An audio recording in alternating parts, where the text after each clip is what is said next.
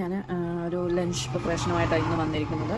ഇന്ന് ഞാൻ ഉണ്ടാക്കാനായിട്ട് പോകുന്നത് ചപ്പാത്തി ഗ്രീൻ പീസ് കറിയുമാണ്. അതിനായിട്ട് ഞാൻ ഓൾറെഡി ഇന്നലെ തന്നെ ഗ്രീൻ പീസ് വെള്ളത്തിലിട്ട് വെച്ചിട്ടുണ്ട്. ഇപ്പം ഏകദേശം ഒന്ന് കുതിർന്ന് വന്നിട്ടുണ്ട്. ഇനി നമുക്ക് ഇത് ഒന്ന് കഴുകി വാരി ഇതിൻ്റെ കൂട്ടത്തിൽ ഞാനിവിടെ എടുത്തു വെച്ചിട്ടുണ്ട്. പൊട്ടറ്റോ, സവാള, ഒരു തക്കാളി, പിന്നെ കുറച്ച് പച്ചമുളക്, ഇതെല്ലാം കൂടി ഇട്ട് നമുക്കൊന്ന് കുക്കറിൽ വിസിലടുപ്പിച്ച് എടുക്കണം.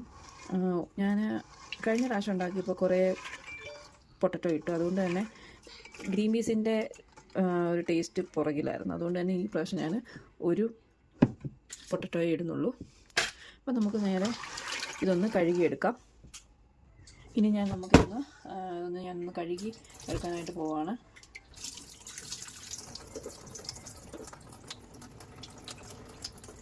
ഇത് ഞാൻ ഇന്നലെ ഒഴിച്ചു വെച്ചിരുന്ന വെള്ളം ഒന്ന് കളഞ്ഞതാണ്. ഇനി ഒന്ന് കഴുകിയെടുക്കാം. ഉള്ള ഒഴിച്ച് ഭൂമി വീഴെടുക്കാം. ഇന്നൊക്കെ ഇത് കഴുകി റെഡിയാക്കാം.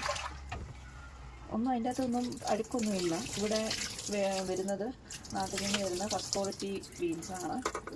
അതുകൊണ്ട് തന്നെ അതുകൊണ്ട് ഇതിൻ്റെ അത് വലിയ ഒരു പൊടിയോ അഴുക്കോ അങ്ങനെ ഒന്നുമില്ല. ഇത് നല്ല ക്വാളിറ്റി ബീൻസാണ്. അത് നമ്മൾ കഴുകിയെടുത്തിട്ടുണ്ട്.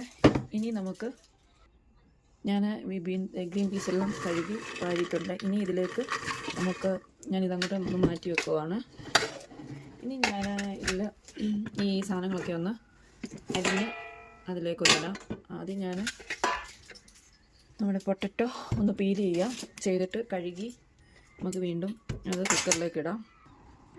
ഇനി ഞാൻ ഇതൊന്ന് പീൽ ചെയ്തെടുക്കാം.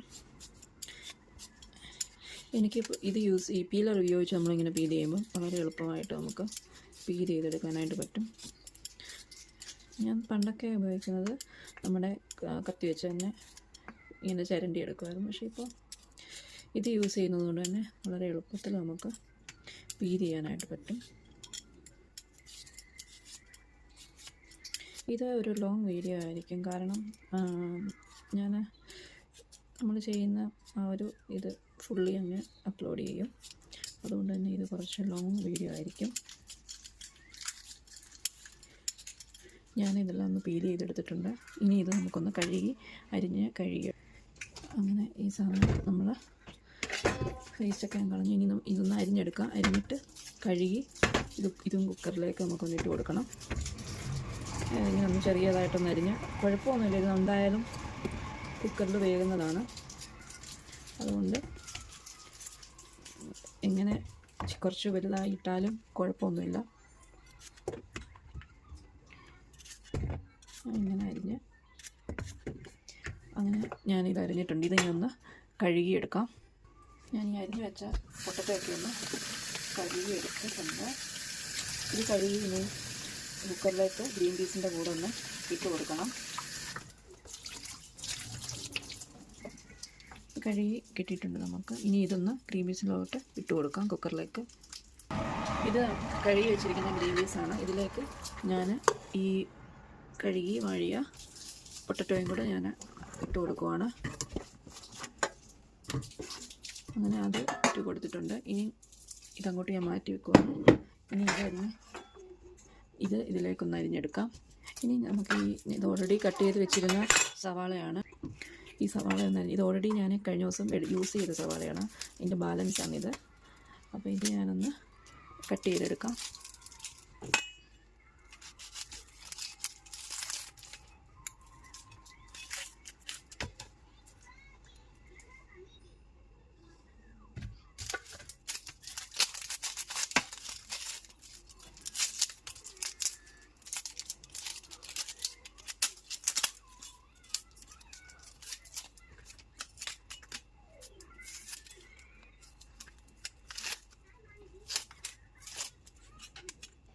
സവാള ഞാൻ ഇത് തൊലിയൊക്കെ പൊളിച്ച് ക്ലീൻ ആക്കിയിട്ടുണ്ട്. ഇതിനി അരിഞ്ഞ് നമ്മുടെ കുക്കറിലേക്ക് ഒന്ന് ഇട്ട് കൊടുക്കണം. നമുക്ക് ഈ കുക്കറിലേക്ക് ഞാൻ ഈ എടുത്ത് വെച്ചിരിക്കുന്ന സവാള ഒന്ന് അരിഞ്ഞു കൊടുക്കാൻ പോവാണ്. ഇത് പ്രത്യേകിച്ച് ഒന്നും അരിയുന്ന രീതിയൊന്നുമില്ല, ചുമ്മാ അരിഞ്ഞു കൊടുത്താൽ. എന്തായാലും ഗ്രീൻ പീസിനൊരു ഇപ്പം ഈ ഗ്രീൻ പീസ് നല്ല വേവുള്ളതാണ്, അതുകൊണ്ട് തന്നെ ഒരു 15 വിസിലെങ്കിലും മിനിമം അടിച്ചെങ്കിൽ മാത്രമേ ഇത് വെന്ത് കിട്ടത്തുള്ളൂ.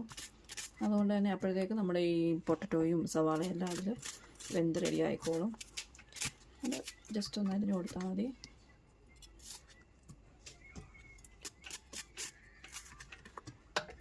ഇനി ഈ സവാള ഒരെണ്ണം കൂടെ നമുക്ക് അരിഞ്ഞ് ഇതിലേക്ക് കൊടുക്കണം. ഞാൻ ഇപ്പോഴും ഇത് തന്നെ ഈ ഹാൻഡ് യൂറ തന്നെയാണ് ഇടുന്നത്, അല്ലാതെ കട്ടിംഗ് പാഡ് യൂസ് ചെയ്യാറുണ്ട്, ബട്ട് എപ്പോഴും യൂസ് ചെയ്യാറില്ല.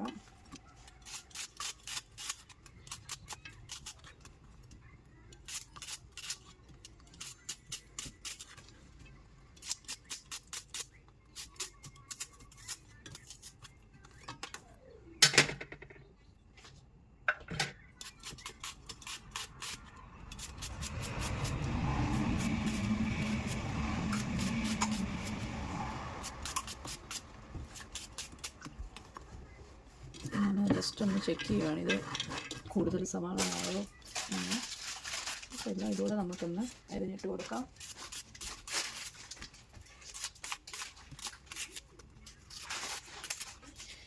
ഏകദേശം സവാളയൊക്കെ ഞാൻ അരിഞ്ഞ് കഴിയാറായിട്ടുണ്ട്.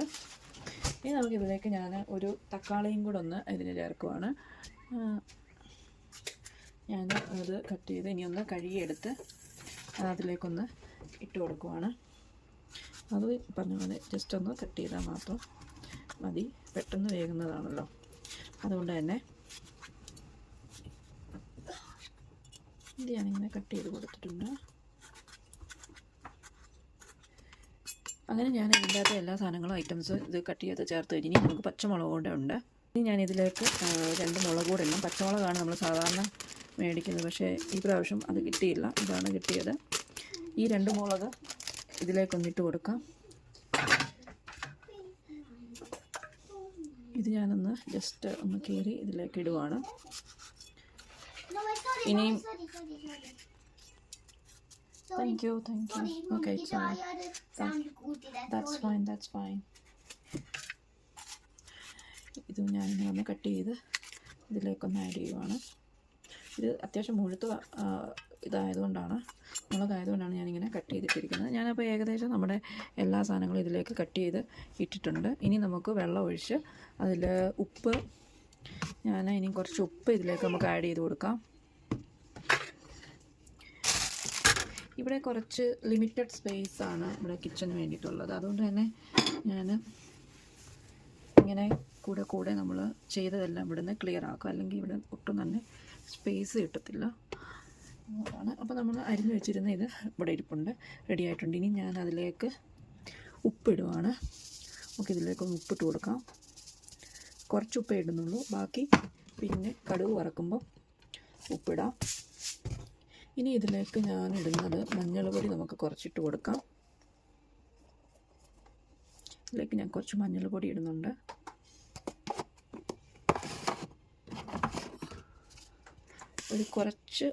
ഒരു മല്ലിപ്പൊടിയും കൂടെ നമുക്ക് ഞാൻ ഇതിലേക്കൊന്ന് ഇടുവാണ്. കുറേ ഇടുന്നില്ല, കുറച്ച് മാത്രം മല്ലിപ്പൊടി ഇതിലേക്കൊന്ന് ഇട്ട് കൊടുക്കാം. കഴിഞ്ഞ പ്രാവശ്യം ഞാൻ ഇതിലേക്ക് മസാലയും മല്ലിപ്പൊടിയും കുറച്ചേറെ ഇട്ടിരുന്നു. അപ്പോൾ പിന്നെയാണ് നമ്മൾ മസാല ഇട്ടതുകൊണ്ട് തന്നെ വേറൊരു കുറച്ചുകൂടെ ഡാർക്ക് കളറായി. അതുകൊണ്ട് തന്നെ ഈ പ്രാവശ്യം വേറൊരു ടേസ്റ്റും കൂടെ വന്നു. അതുകൊണ്ട് ഞാൻ ഈ പ്രാവശ്യം മസാലയൊന്നും ഇടാതെ ഈ കറി ഉണ്ടാക്കാമെന്ന് വിചാരിക്കുന്നു. ഇനി ഞാൻ ഇതിലേക്ക്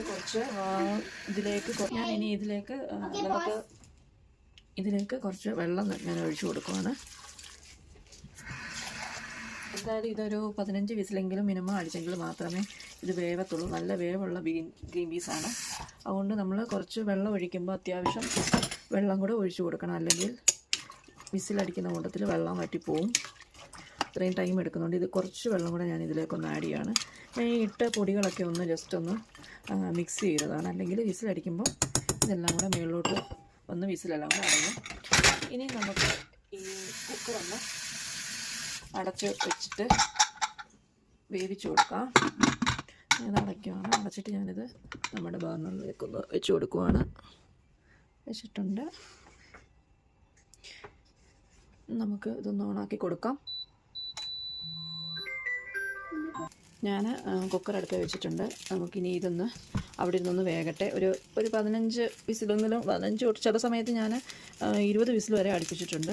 അപ്പോൾ നമുക്കൊരു അത്രയും വിസിൽ വരുന്നത് വരെ നമുക്കൊന്ന് വെയിറ്റ് ചെയ്യണം.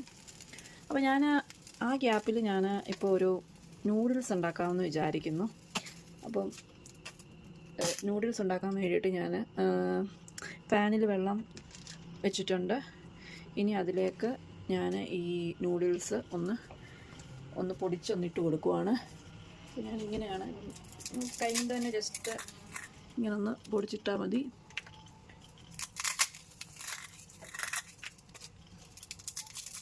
ഇതിൽ ഞാൻ പ്രത്യേകിച്ച് വേറെ ഒന്നും ആഡ് ചെയ്യുമോ അങ്ങനെ ഒന്നും ചെയ്യുന്നില്ല.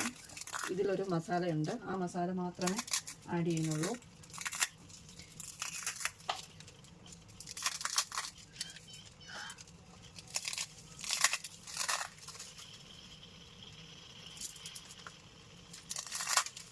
ഇത് ഞാൻ നല്ല തീ കൂട്ടി ബർണർ വെച്ചതുകൊണ്ട് തന്നെ ഇത് പെട്ടെന്ന്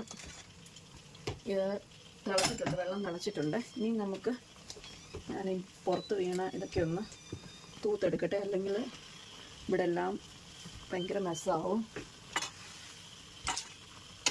അപ്പോൾ ഞാൻ നമ്മുടെ നൂഡിൽസ് ഇത് ബർണർ കുറഞ്ഞിട്ടുണ്ടായിരുന്നു. ഇത് ഞാനൊന്ന്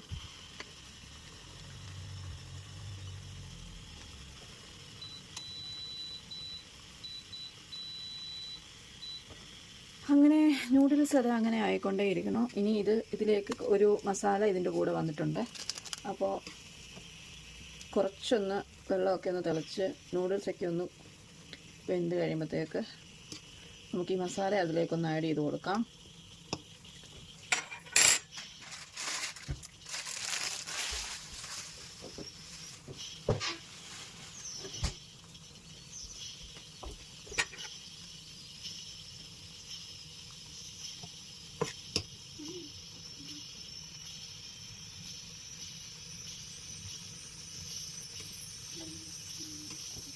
നൂഡിൽസ് ഏകദേശം കുറച്ച് ഇതായിട്ടുണ്ട്. ഇനി വെള്ളമൊക്കെ ഒന്ന് പറ്റണം. നമ്മുടെ കുക്കർ ഇവിടെ ഇരുന്ന് വിസിലൊക്കെ അടിക്കാൻ ഇങ്ങനെ ഇരിക്കുന്നു. ഇനി ഞാൻ ഈ മസാല അതിലേക്ക് നമുക്കൊന്ന് ഇട്ട് കൊടുക്കാം.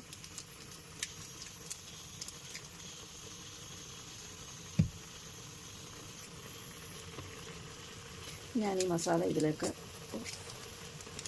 അതിലേക്കൊന്ന് ഇട്ട് കൊടുത്തിട്ടുണ്ട്. ഇനി ഈ മസാല ജസ്റ്റ് നമുക്കൊന്ന് ഇളക്കി ഒന്ന് എല്ലാ മൊത്തത്തിലൊന്ന് ആക്കണം.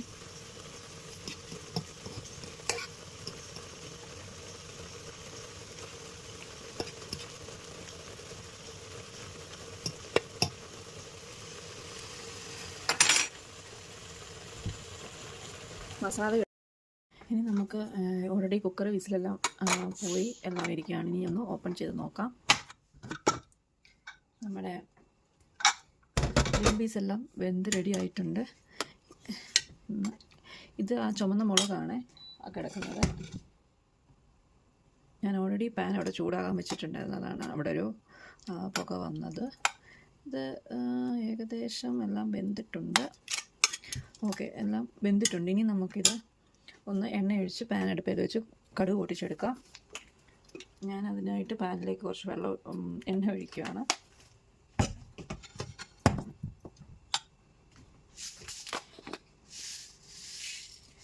കുറച്ച് കടുക് അതിലേക്കൊന്നിട്ട് കൊടുക്കാം. ഞാൻ സൈഡിൽ ഇവിടെ ഉച്ചക്കത്തേക്ക് ചോറും എടുത്ത് വെച്ചിട്ടുണ്ട്. ഇനി നമുക്ക് ഈ എടുത്ത് വെച്ചിരിക്കുന്ന ഇത് അതിലേക്കൊന്നിട്ട് കൊടുക്കാം. ഞാൻ ജസ്റ്റ് അത് തെറിക്കും, അതുകൊണ്ട് ഇതോട്ടൊന്ന് മാറ്റി വെച്ചതാണ്. നമുക്ക് ഈ എടുത്ത് വെച്ചിരിക്കുന്ന നമ്മുടെ ഗ്രീൻ പീസ് അതിലേക്കൊന്നിട്ട് കൊടുക്കാം.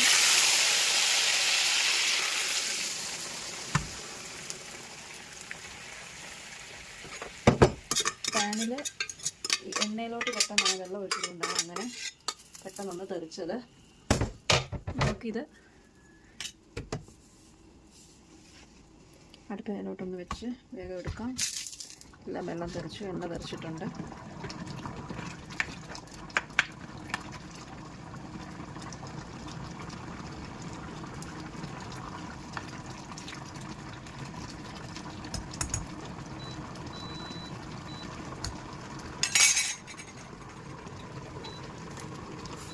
ഇതെല്ലാം അതിൻ്റെ ആ ഒരു എണ്ണമയം അത് അതിലോട്ട് ഇട്ടപ്പോൾ തെറിച്ചത് ഇവിടെ എല്ലാം ഒന്ന് തെറിച്ചിട്ടുണ്ട്. ഞാനത് ജസ്റ്റ് ഒന്ന് തുടച്ചെടുക്കുവാണ്.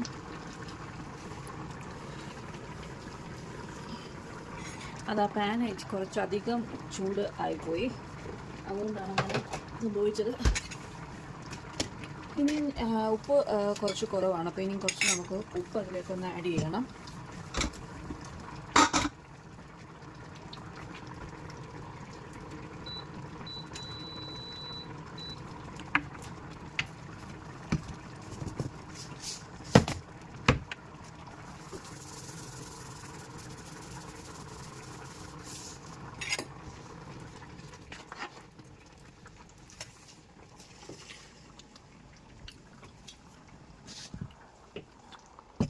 അങ്ങനെ നമ്മുടെ